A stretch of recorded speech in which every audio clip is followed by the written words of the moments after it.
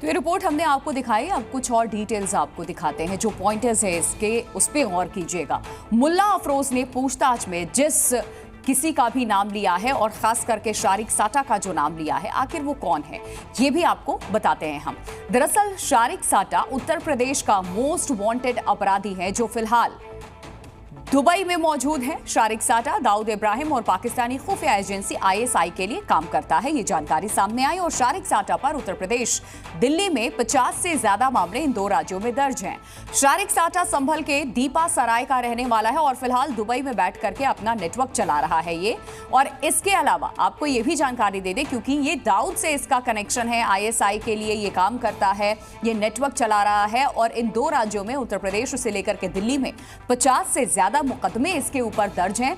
ये जो नेटवर्क चला रहा है उसको लेकर के शारिक साटा पहले उत्तर भारत में यहां पर ऑटो लिफ्टर गैंग का संचालन किया करता था, ये जानकारी सामने आई है। दीपा सराय का यह रहने वाला है और उत्तर भारत में रह करके ऑटो लिफ्टर गैंग का संचालन किया करता था।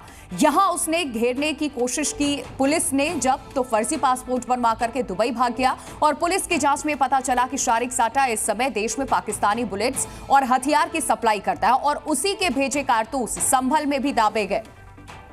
तो ये जानकारी हमने आपको दी है किस तरीके से यहां संभल में उसी के भेजे हुए कारतूस का इस्तेमाल किया गया। तो संभल हिंसा की आगे बढ़ती जांच को लेकर के संभल के एडिशनल SP ने भी बड़ा बयान दिया। जी मीडिया से खास बातचीत में एडिशनल SP ने कहा है कि ऐसे सबूत मिले हैं कि 24 नवंबर को दंगाइयों के निशाने पर पुलिस थी और इसी वजह से उनको टारगेट किया गया था।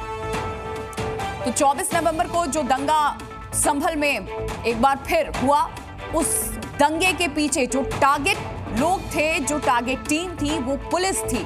24 नवंबर को पुलिस निशाने पर थी।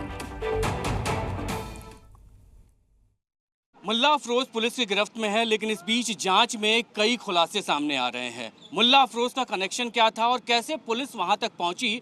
एडिशनल SP हमारे साथ मौजूद हैं, श्रीचंद जी। सर, कैसे गिरफ्तारी हुई, क्या कुछ कनेक्शन निकल के आ रहा है मुल्ला अफरोज और शारिक साटा का? विगत जो 24 नवंबर की संभल में जामा मस्जिद के निकट हिंसात्मक घटना हुई थी।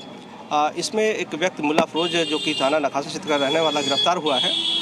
यह शारिक साटा गैंग का एक सक्रिय सदस्य है और अपने साथियों के साथ उस गैंग लीडर के इशारे पर वाहन तस्करी एवं शस्त्र तस्करी की घटनाएं करता है।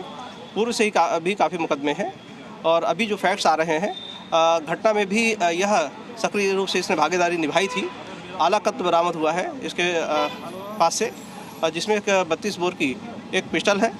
इसके द्वारा इस पिस्टल से 2 व्यक्तियों की हत्या कारित हुई है, जिसमें एक अयान और दूसरा बिलाल है। और इसके अन्य लिंकेज की तलाश की जा रही कि इसने कहां से अन्य लोगों की सहायता से यह कृत्य कारित किया है और इसके बड़े उद्देश्य क्या थे, इस बारे में जानकारी की जा रही है। 24 मुल्ला अफरोज और शारिक साटा, क्या इसके अलावा और भी इनके गैंग के लोग हैं यहाँ पे जो सक्रिय हैं, या पुलिस उनकी तलाश कर रही है, या डोजियर कुछ तैयार किया जा रहा है? कुछ नाम आए हैं जो सक्रिय रूप से जिनकी इस घटना में भागीदारी थी और उनके बारे में भी जानकारी की जा रही है और तलाश की जा रही है। शीघ्र उनके खिलाफ भी कार्रवाई की जाएगी।